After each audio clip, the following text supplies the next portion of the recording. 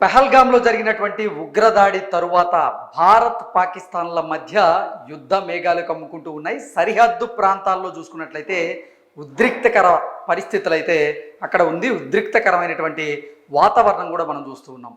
ఈ పహల్గామ్లో జరిగినటువంటి ఉగ్రదాడిలో పాల్గొన్నటువంటి ఉగ్రవాదులు ఎవరైతే ఉన్నారో వారందరినీ భారత భద్రతా బలగాలు ఇప్పటికే మట్టి కరిపించినట్లుగా మనకి సమాచారం అందుతోంది. ఆ నలుగురు ఉగ్రవాదులు ఎవరైతే ఉన్నారో వారందరినీ కూడా కాల్చి చంపినట్లుగా ఇప్పటికే మనకి సమాచారం అందుతోంది. అయితే ఒకవైపు ఉగ్రవాద దాడి జరిగి ఇప్పుడు భారత్లో ఉన్నటువంటి ఎన్నో కుటుంబాలు బాధలో ఉంటే ఈ పాకిస్తాన్ మాత్రం పదే పదే భారత్ మీద వారు కవ్వింపు చర్యలకు పాల్పడుతూ ఉన్నారు.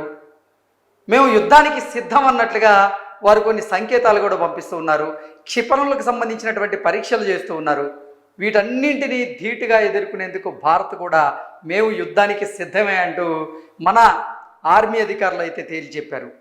అయితే ఒకవేళ గనక నిజంగా భారత్కి పాకిస్తాన్కి మధ్య యుద్ధం అనివార్యం అయితే అసలు మన భారతదేశం యొక్క బలాబలాలేంటి, పాకిస్తాన్ బలహీనతలు ఏంటి అనేది మనం ఒక్కసారి విశ్లేషణ చేసుకునేటువంటి ప్రయత్నం చేద్దాం. భారత్ బలాబలాలు కనుక చూసుకున్నట్లయితే సైనికుల విషయంలో ఇండియాకు వచ్చేసి 14,55,550 మంది సైనికులు ప్రస్తుతం మన రక్షణ వ్యవస్థలో సైనిక వ్యవస్థలో పనిచేస్తూ ఉన్నారు. అది పాకిస్తాన్ విషయానికి వస్తే 6,54,000 మంది అక్కడ సైనికులుగా పనిచేస్తూ ఉన్నారు. నెక్స్ట్ రిజర్వ్ ఫోర్స్లో వచ్చేసి 11,50,000 మంది రిజర్వ్ ఫోర్స్లో ఇండియాలో పనిచేస్తూ ఉంటే పాకిస్తాన్లో వచ్చేసి 5,50,000 మంది రిజర్వ్ ఫోర్స్లో అక్కడ పనిచేస్తూ ఉన్నారు. నెక్స్ట్ పారామిలిటరీ బలగాలు వచ్చేసి ఇండియాలో 25 లక్షల మంది పారామిలిటరీ బలగాలు పనిచేస్తూ ఉంటే పాకిస్తాన్ బలాలు వచ్చేసి కేవలం 5 లక్షల మంది పారామిలిటరీ బలగాలు మాత్రమే పాకిస్తాన్లో ఉన్నారు. యుద్ధ ట్యాంకర్ల విషయానికి వస్తే 4,201 యుద్ధ ట్యాంకర్లు భారతదేశంలో ఉంటే పాకిస్తాన్లో మాత్రం 2,627 యుద్ధ ట్యాంకర్లు మాత్రమే ఉన్నాయి.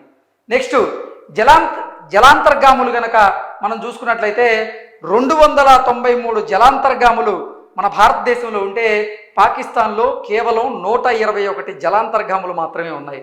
నెక్స్ట్ ఎయిర్ క్రాఫ్ట్ విషయానికి వస్తే భారతదేశంలో 2,229 ఎయిర్ క్రాఫ్ట్లు ఉంటే అదే పాకిస్తాన్లో 1,399 ఎయిర్ క్రాఫ్ట్లు మాత్రమే ఉన్నాయి. ఫైటర్ జెట్ల విషయానికి వస్తే భారతదేశంలో 513 ఫైటర్ జెట్లు ఉంటే పాకిస్తాన్లో 328 ఫైటర్ జెట్లు మాత్రమే ఉన్నాయి. నెక్స్ట్ అణు ఆయుధాలు గనక మనం చూసుకున్నట్లయితే 172 అణు ఆయుధాలు ఇండియాలో ఉంటే కేవలం 170 మాత్రమే పాకిస్తాన్లో ఉన్నాయి. అంటే అన్ని విషయాల్లో చూసుకున్నా, సైనికుల విషయాల్లో చూసుకున్నా, రిజర్వ్ ఫోర్స్లో చూసుకున్నా, పారామిలిటరీ బలగాల్లో చూసుకున్నా, నెక్స్ట్ యుద్ధ ట్యాంకర్ల విషయంలో చూసుకున్నా, జలాంతర్గాముల విషయంలో చూసుకున్నా, ఎయిర్ క్రాఫ్ట్ విషయంలో చూసుకున్నా, ఫైటర్ జెట్ల విషయంలో చూసుకున్నా, ఆఖరికి అణు ఆయుధాల విషయంలో చూసుకున్నా పాకిస్తాన్తో పోలిస్తే భారత్ చాలా పటిష్టంగా ఉంది.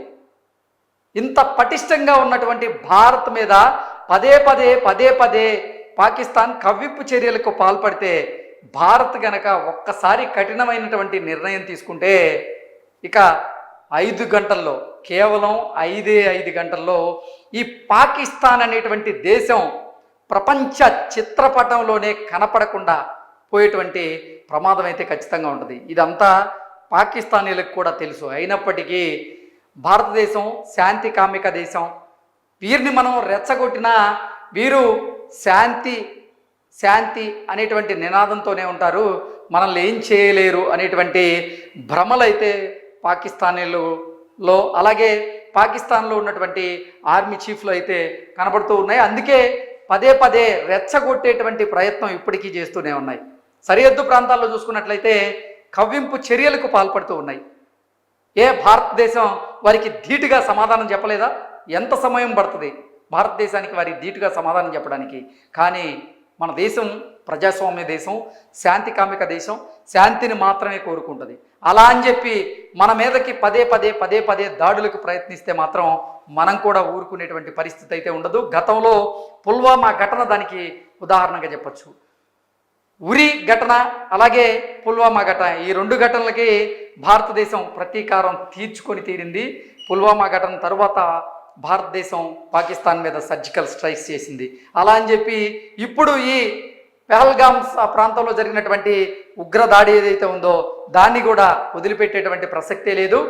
ఇప్పుడు ఈ ఉగ్రదాడిని ఇండియా చాలా సీరియస్గా తీసుకుంది కాబట్టే భారతదేశ భద్రతా బలగాలు వేటాడి మరి ఈ ఉగ్రవాదాడిలో పాల్గొన్నటువంటి ఉగ్రవాదులు ఎవరైతే ఉన్నారో వారిని కాల్చి చంపింది. నిజంగా మన సైనికుల్లో సగానికి సగం కూడా పాకిస్తాన్ సైనికులు లేరు. అలాగే రిజర్వ్ ఫోర్స్లో సగానికి సగం కూడా పాకిస్తాన్లో లేరు. ఇక పారామిలిటరీ విషయానికి వస్తే 25 లక్షల పారామిలిటరీ బలగాలు మన భారతదేశంలో ఉంటే కేవలం 5 లక్షల పారామిలిటరీ బలగాలు పాకిస్తాన్లో ఉన్నాయి. మీ రక్షణ వ్యవస్థ ఎంత బలహీనంగా ఉన్నా మీరు పదే భారత్ని రెచ్చగొట్టేటువంటి ప్రయత్నం చేయడం మంచిది కాదు. అది ప్రతి ఒక్కరికి తెలుసు.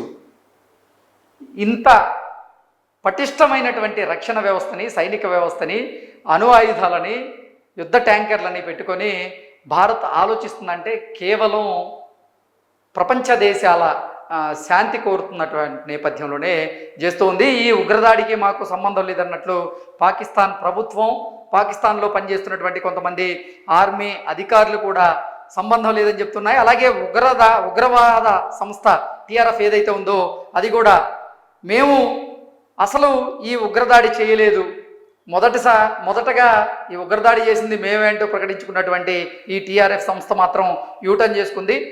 భారత ఇంటెలిజెన్స్ వ్యవస్థ మా సైట్ని మమ్మల్ని హ్యాక్ చేసి వారే ఇలా పెట్టారు అన్నట్లుగా వారు ఇప్పుడు యూటర్న్ చేసుకుంటూ ఉన్నారు.